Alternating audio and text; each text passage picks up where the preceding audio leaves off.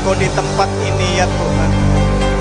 Kami muliakan Engkau di tempat ini, Roh Kudus. Engkau yang berdaulat, Engkau yang berkuasa, Engkau yang bertata, Engkau yang memimpin gerejamu, memimpin kami pribadi lepas pribadi. Kuasa Roh Kudus-Mu mengalir atas kehidupan setiap kami, sehingga anugerah-Mu sempurna untuk menjalani hari-hari yang ada di depan. Kami bersyukur kepadamu untuk anugerah-Mu, untuk rahmat dan kebaikan yang Kau limpahkan atas gereja-Mu di tempat ini. Berkati wadah ini untuk menjadi alat di tangan-Mu ya Tuhan, dan orang-orang yang beribadah di dalamnya. Kuasa kebangkitan-Mu, kuasa daripada pencurahan Roh Kudus akan melanda setiap kami. Hari tambah hari Engkau semakin penuhi, pimpin kami di dalam kuasa Roh Kudus. Terima kasih Tuhan. Kami bersyukur buat pagi hari ini. Datanglah kerajaan-Mu di tempat ini seperti di surga. Jadilah kehendak-Mu di tempat ini seperti di surga ya Tuhan. Kau memberkati gembala sidang kami di tempat ini bersama Ibu dan seluruh barisan pengerja-Mu dan seluruh umat-Mu yang beribadah di wadah ini ya Tuhan. Pakai wadah ini menjadi alat di tangan-Mu. Kepenuhan-Mu atas setiap kami yang menyebabkan kami Kau berikan kuasa untuk memberitakan Injil kerajaan-Mu. Terima kasih Bapa, terima kasih. Demi nama Tuhan Yesus kami berdoa. Haleluya. Amin. Amin. Silakan duduk Bapak Ibu Saudara. Salam Bapak Ibu. Biarlah masa-masa pandemik tetap berlangsung, tetapi kuasa Tuhan, anugerah Tuhan, perlindungan Tuhan tetap nyata atas kehidupan setiap kita. Nah saudara yang dikasihi oleh Tuhan, hari ini seluruh dunia merayakan hari pencurahan daripada Roh Kudus. Saudara yang dikasihi oleh Tuhan, Roh Kudus sudah dicurahkan 2000 tahun yang lalu. Awal mula ketika Tuhan Yesus terangkat naik ke surga. Sesudah terangkat naik ke surga, Tuhan Yesus berkata, supaya murid-murid tinggal di Yerusalem. Karena 10 hari kemudian Tuhan akan mencurahkan Roh Kudus-Nya yang akan menaungi setiap umat manusia. Dan apa yang terjadi?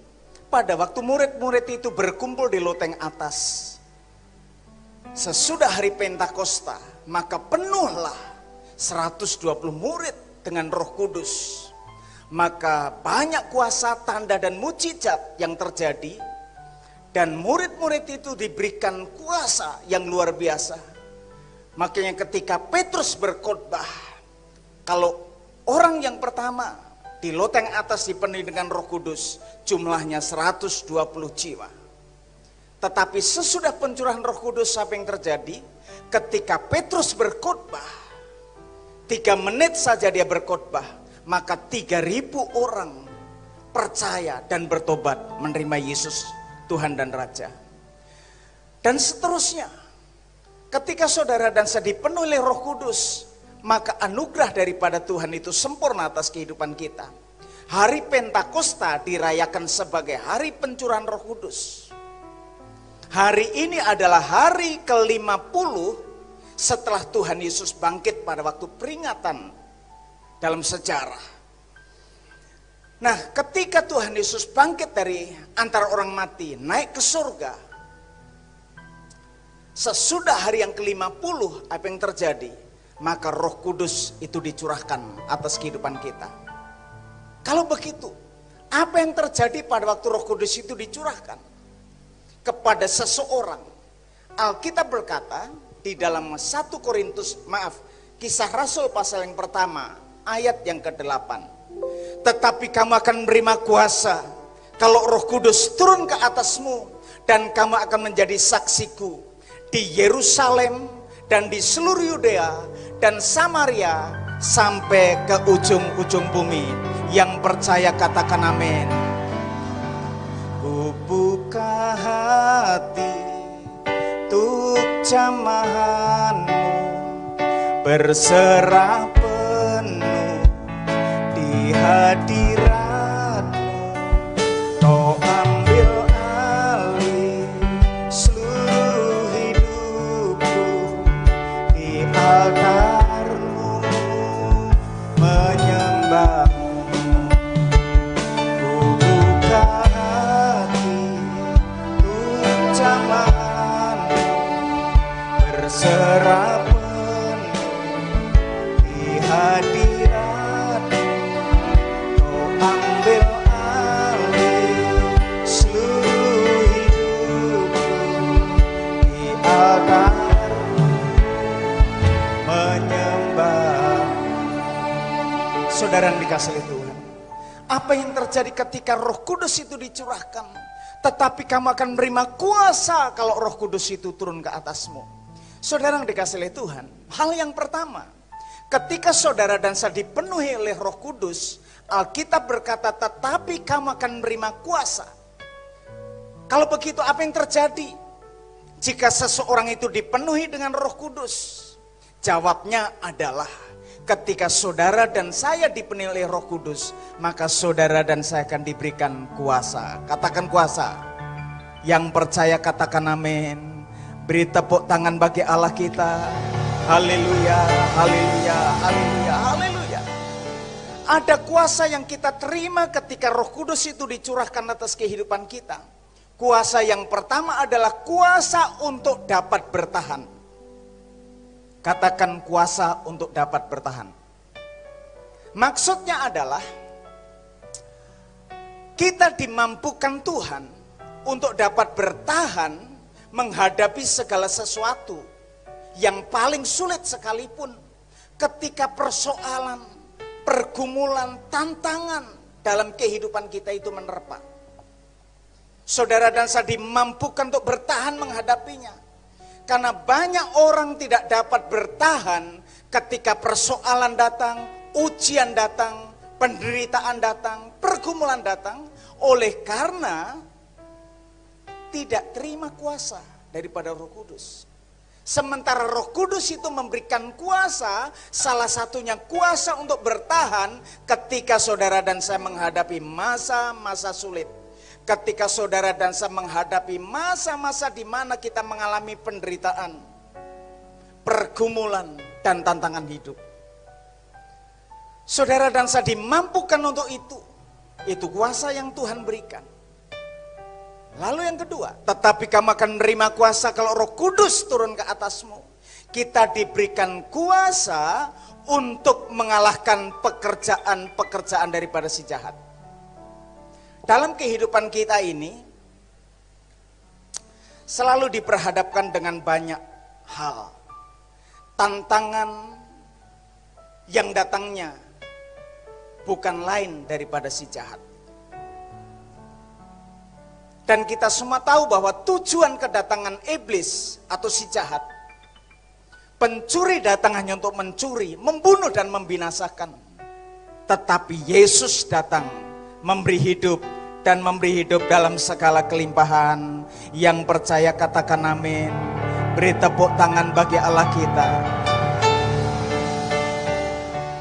Roh-Mu yang hidup penuhiku,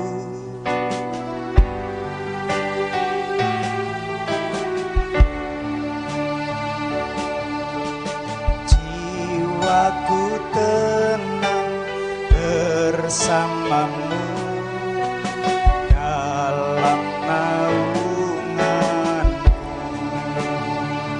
Ku buka hati untuk jamahanmu, berserah penuh di hadiratmu. Kau ambil alih seluruh hidupku, di altar menyembahmu.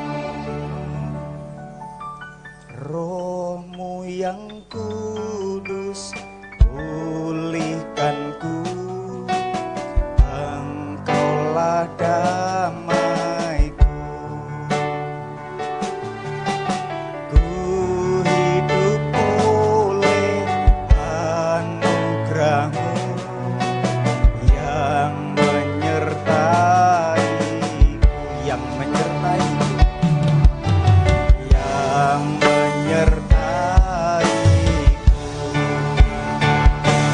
Buka hati untuk jamahan-Mu, berserah penuh di hadirat-Mu.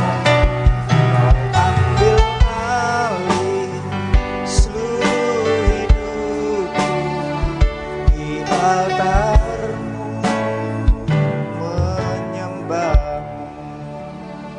Izinkan kehidupan kita diambil alih oleh Roh Kudus yang menaungi kehidupan setiap kita, sehingga kita diberikan kuasa untuk bertahan menghadapi masa-masa sulit, masa-masa kesukaran, masa-masa penderitaan dan aniaya.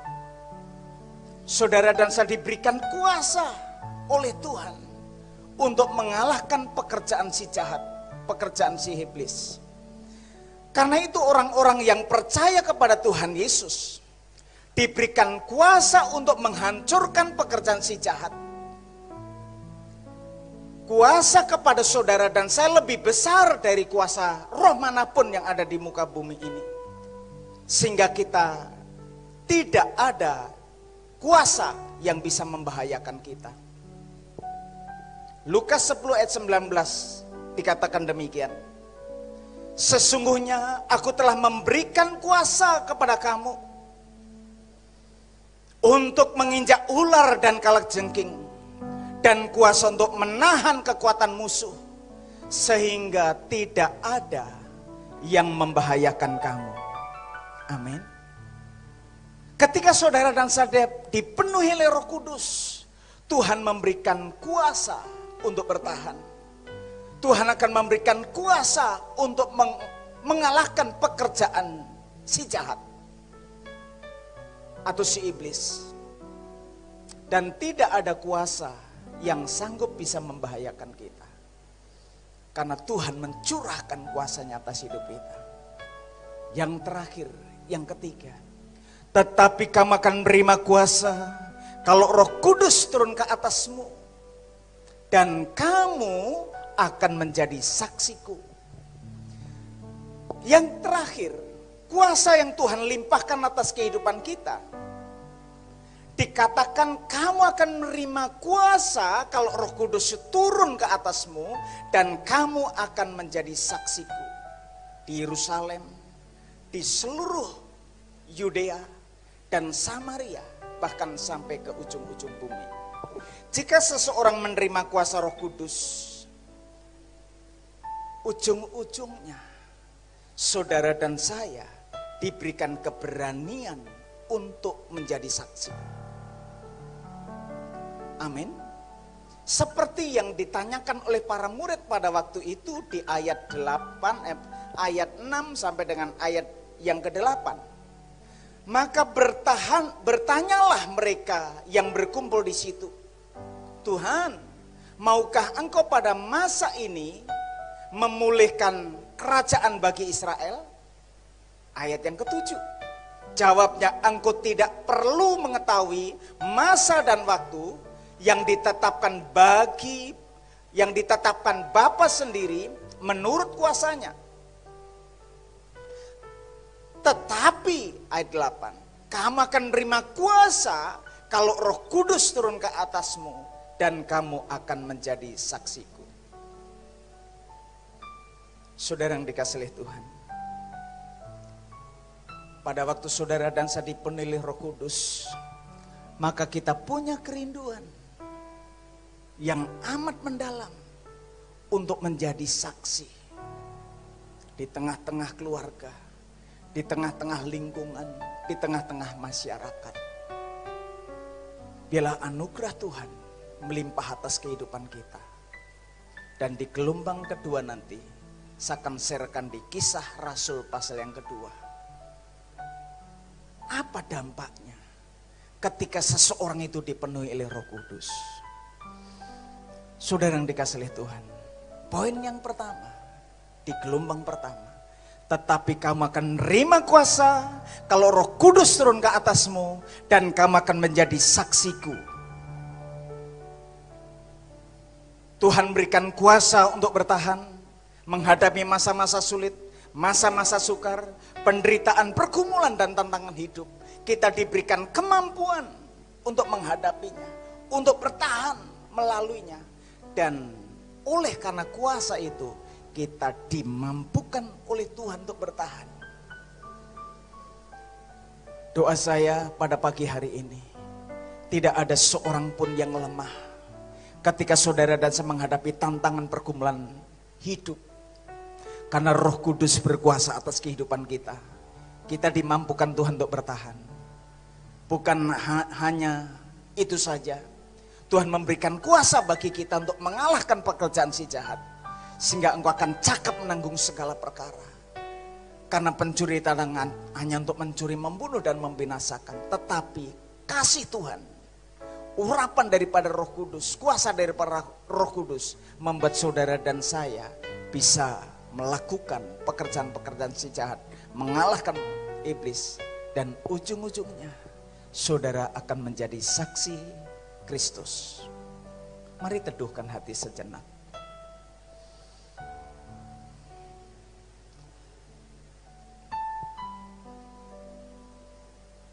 Roh-Mu yang hidup penuhiku, ngalir dalamku, jiwaku tenang bersamamu dalam naunganmu. Buka hati untuk jamahanmu, berserah penuh di hadiratmu. Kau ambil alih seluruh hidupku di altarmu, menyembahmu.